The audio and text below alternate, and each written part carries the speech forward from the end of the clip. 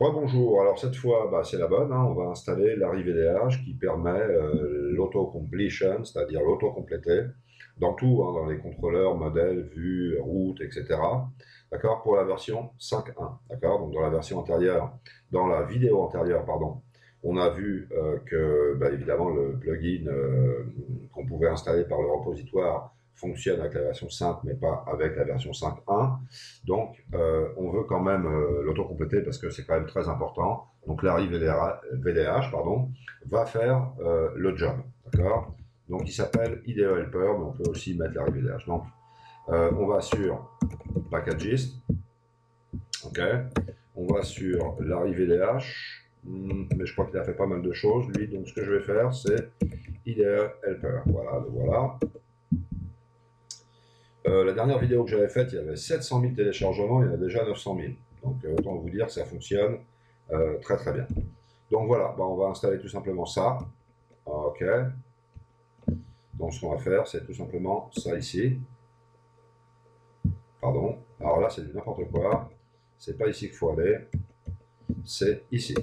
Voilà. Et là, on va faire notre installation. Donc, on lance le CLI, commande line interface, c'est-à-dire la console de Windows. On se met dans XAMPP et dans htdocs, soit finalement dans l'équivalent localhost. On va se mettre aussi dans le Ravel. D'accord.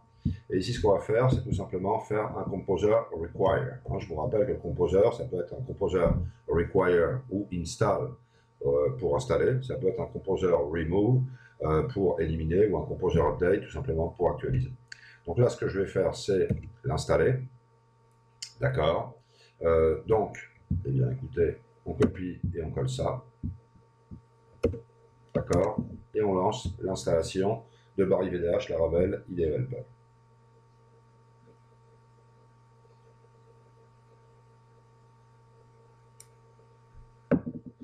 Bon, je pourrais bloquer la vidéo, mais je préfère vous le faire en direct, hein, ça va relativement vite, donc a priori, c'est pas un problème.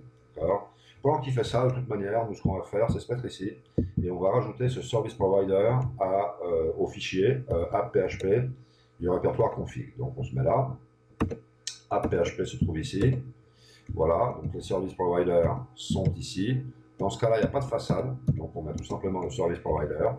D'accord. Et a priori, ça doit être correct. D'accord. Donc ça, a priori, on peut fermer. Voilà. Et maintenant, eh bien, on attend tout simplement qu'il termine. Voilà. Donc a priori, ça c'est bon.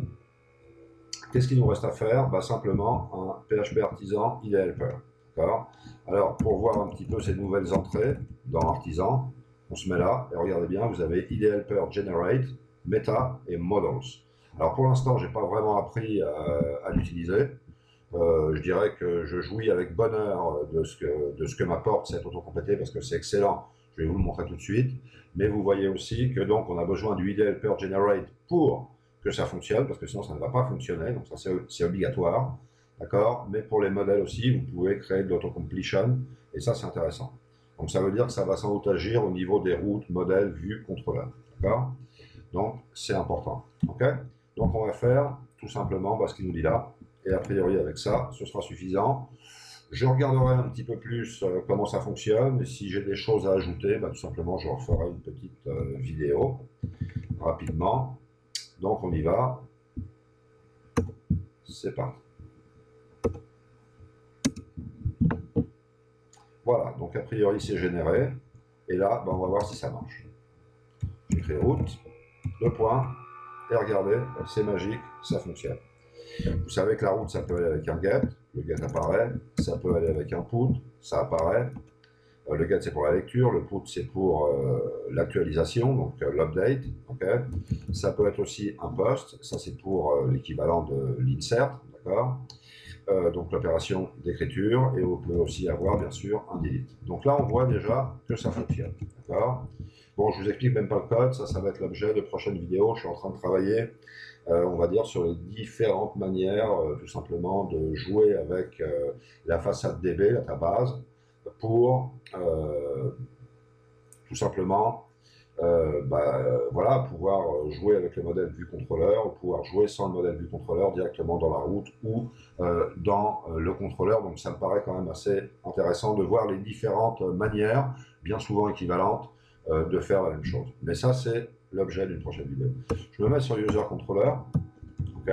Puis là, je vais écrire DB, juste pour voir un petit peu si ça apporte quelque chose. Regardez bien, DB, eh bien oui, là on va avoir le select, il n'y a pas de problème. Un DB update, un DB delete, un DB insert, vraiment aucun problème. Ou alors DB table, qui est plus propre du Fluent Query Builder, etc.